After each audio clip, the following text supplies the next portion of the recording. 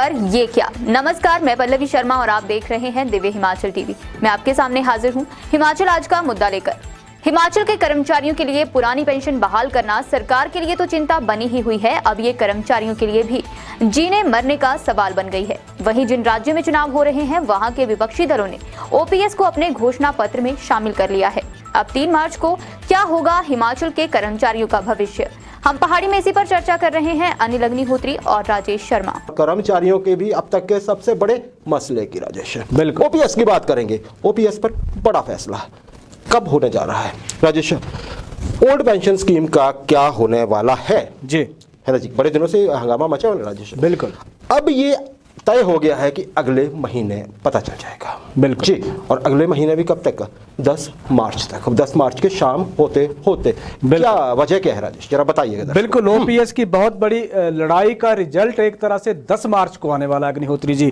और कर्मचारियों ने बहाली के लिए जिस तरह का दबाव बनाया है, जिस तरह से अभी फ्रंट फुट पे कर्मचारी खेल रहे हैं, वो बात सिर्फ हिमाचल की नहीं है, बाकी राज्यों के कर्मचारियों की भी बात वहां हो रही है। तो ओपीएस का भविष्य तय होगा 10 मार्च को। लेकिन उससे पहले हम हिमाचल की बात कर लेते हैं। हिमाचल के 1.5 लाख कर्मचारी अरसे से सरकार के साथ ये मांग उठा रहे हैं। आप देखिए कितने प्रदर्शन हुए, कितनी हड़तालें हुई, एक और प्रदर्शन सरकार के सामने खड़ा होने वाला है। लगातार हम चर्चा कर रहे हैं। अब ये मुहिम क्या रंग लाएगी, ये क्या चीजें होगी, लेकिन 10 मार्च को जिस तरह से 5 राज्यों के चुनावी नतीजे आएंगे, वो नतीजे तय कर देंगे कि ओपीएस का भविष्य होने वाला क्या है। चाहे बात हिमाचल की कर लें, चाहे पंजाब की कर लें, उत्तर प्रदेश या उत्तराखंड की कर लें। हाँ, ये फिर राजेश आप तमिलनाडु की भी बात कर लीजिए। बिल्कुल बिल्कुल, क्योंकि उनके हित भी जुड़े हुए हैं। बिल्कुल सही है, क्योंकि ये अलार्म जो बजेगा ना राजेश 10 तारीख को, ये सीधा दिल्ली में बजेगा। और अलार्म ये अगर भगवान ने सब ठीक चाहा, कर्मचारियों के मन की सुन ली और कर्मचारियों ने अपनी एकता दिखा दी, बिल्कुल, तो शायद ये अलार्म जोरदार तरीके से बिल्कुल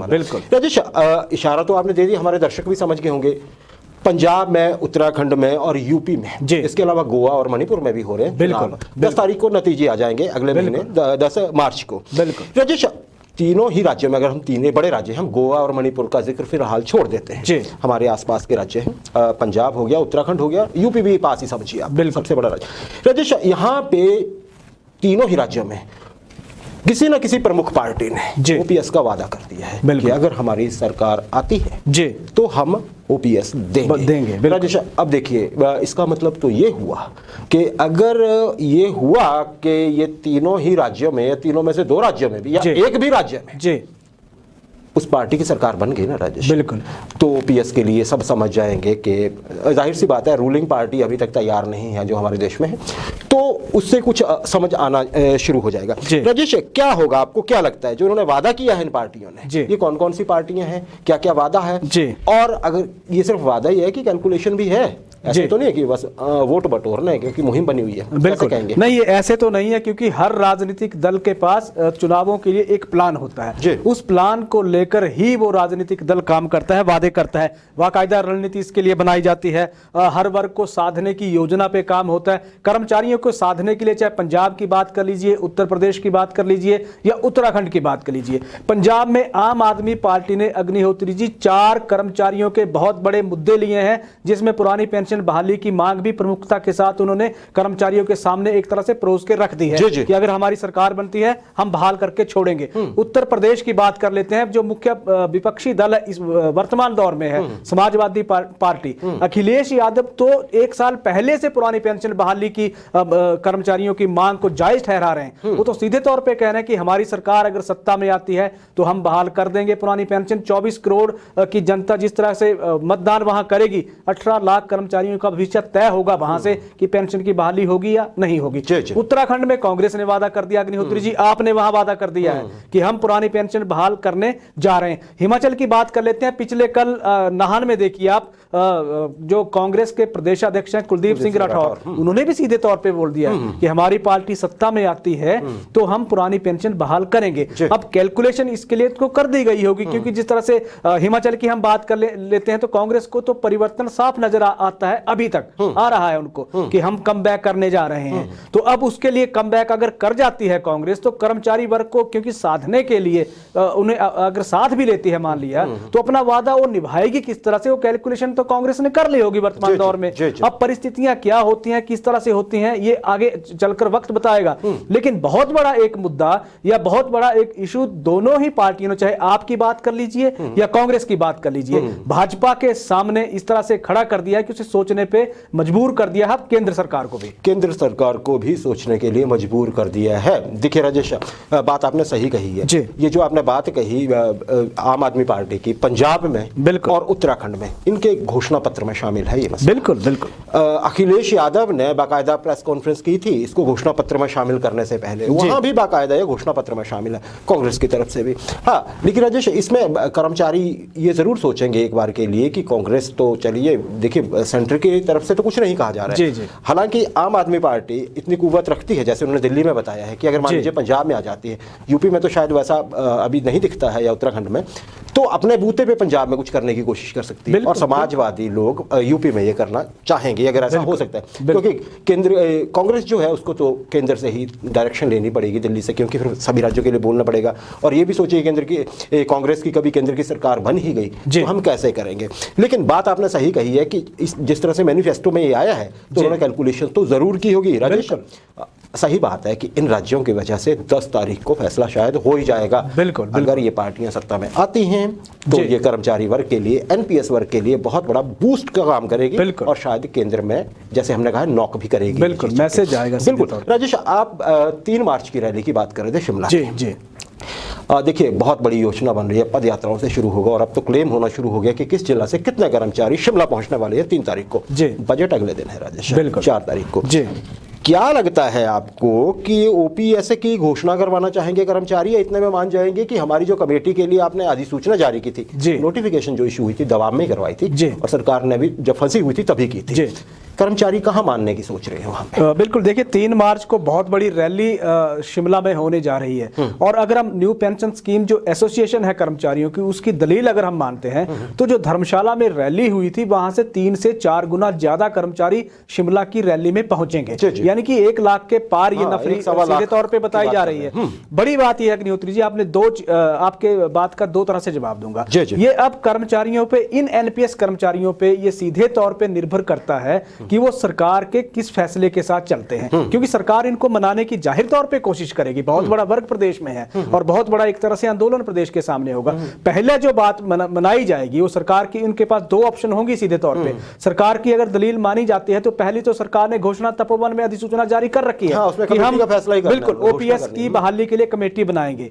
तो अगर एक तो चीज होगी वो, दूसरी चीज ये होगी कि क्या कर्मचारी ने जो दबाव बनाया हुआ है अभी तक ओपीएस की बहाली के लिए, क्या कर्मचारियों को साधने के लिए सरकार वहां ऐलान कर देगी, या क्या कर्मचारी विवश कर देंगे 3 मार्च को सरकार को कि आप यहां से घोषणा करिए, इसी हमारे मंच से घोषणा करिए कि आप प्रदेश में कर्मचारियों के लिए पुरानी पेंशन बहाल करने जा रहे हैं। अब ये कर्मचारियों पे निर्भर है, एनपीएस कर्मचारियों पे, वो सरकार से चाहते क्या है। क्या वो सिर्फ कमेटी के आश्वासन से या कमेटी सरकार बना के सामने रख देगी उससे मान जाएंगे, या पुरानी पेंशन की बहाली लेकर शिमला से लौटेंगे, ये उन पे निर्भर करेगा। जी राजेश, जितना भी हम कर्मचारी नेताओं की तरफ से एनपीएस से जो जुड़े हुए हैं, उनके जितने भी बयान सोशल मीडिया पे आ रहे हैं या मीडिया में आ रहे हैं, उसमें कहीं ये चीज क्लियर नहीं कही गई है। हम इसलिए थोड़ा इसको क्लियर होना चाहेंगे, हमें खुद आइडिया नहीं है। राजेश, एक जरा सी बात बता दें कि उत्तराखंड में भी भाजपा की सरकार है, उत्तराखंड तो इलेक्शन में गया ना राजेश, वहां पे भी कर्मचारियों का बहुत बड़ा दबाव था सरकार के ऊपर। बिल्कुल, उत्तराखंड ने क्या किया, उन्होंने कमेटी का पचड़ा नहीं डाला राजेश। बिल्कुल उन्होंने स्मार्टली उत्तराखंड की सरकार ने क्या किया, प्रस्ताव बनाया और केंद्र को भेज दिया। जी हमारे कर्मचारी ये कहते हैं कि इनको ओपीएस चाहिए,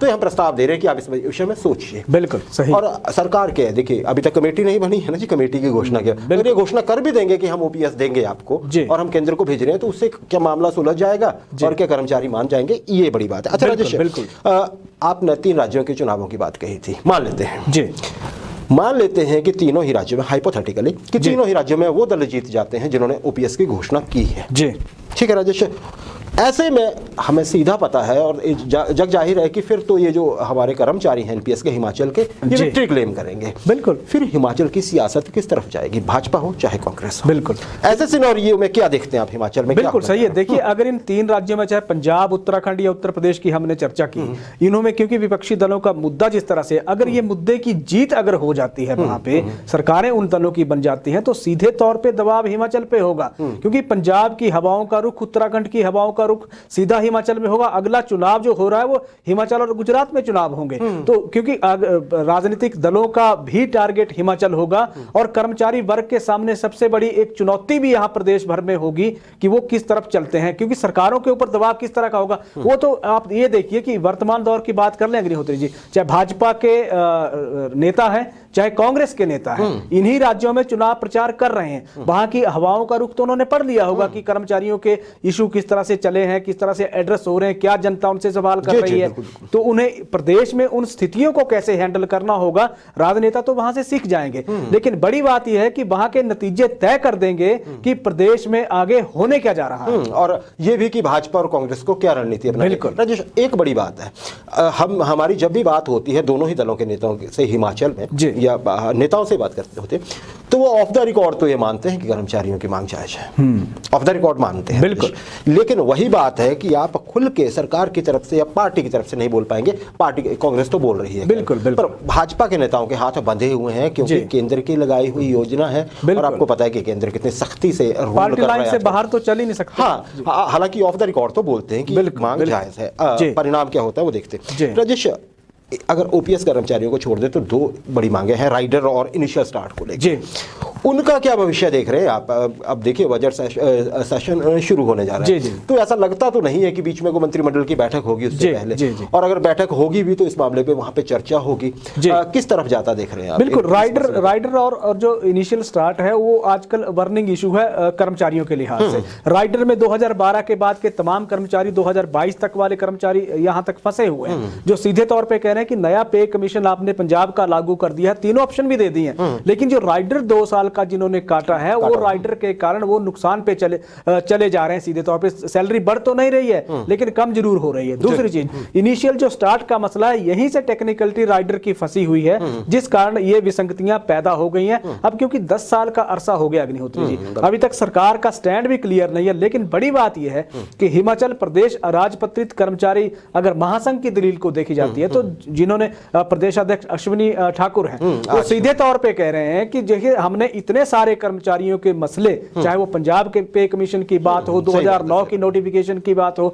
हमने सरकार से लागू करवा दिए। धीरे धीरे सारी परिस्थितियों को हम कर्मचारियों के जितने भी जायज मांगे हैं उनको लागू करवाने की प्रदेश में व्यवस्था करवाई जा रही है। इस मसले को भी सरकार के साथ उठाया है, वित्त विभाग के साथ उनकी बैठक हो चुकी है और वित्त विभाग के साथ जितने भी कर्मचारियों की दलीलें हैं वो रख रहे हैं उनके पास। अब सरकार को फैसला लेना है। लेकिन बड़ी बात है कि 23 फरवरी से अभी आप देखिए बजट सत्र हमारा शुरू हो रहा है, उससे पहले कैबिनेट भी कोई नहीं है। लेकिन क्योंकि इसमें राहत की एक बात कर्मचारियों के लिहाज से यह है कि मंत्रिमंडल ने सीधे तौर पे मुख्यमंत्री जयराम ठाकुर को अधिकृत कर रखा है, तो कैबिनेट की इसमें जरूरत है नहीं अप्रूवल की। तो वहां से एक राहत है, क्योंकि जिस तरह से अब अगर मीटिंग इनकी 1-2 दिन में सीएम के साथ फिक्स हो जाती है तो वहां से यह मसला जरूर उठेगा और कर्मचारियों को राहत मिलेगी जो राइडर के फेर में फंसे हुए हैं। चलिए, उम्मीद तो यही है कि हो जाए। लेकिन जो जायज मांग की बात कही है राजेश, अब उस ब्रैकेट में जायज क्या आता है, बिल्कुल ये गैर जायज, हम नाजायज नहीं कहेंगे, जायज क्या आता है और गैर जायज क्या आता है सरकार की नजर में, ये देखने का इंतजार सबको रहेगा।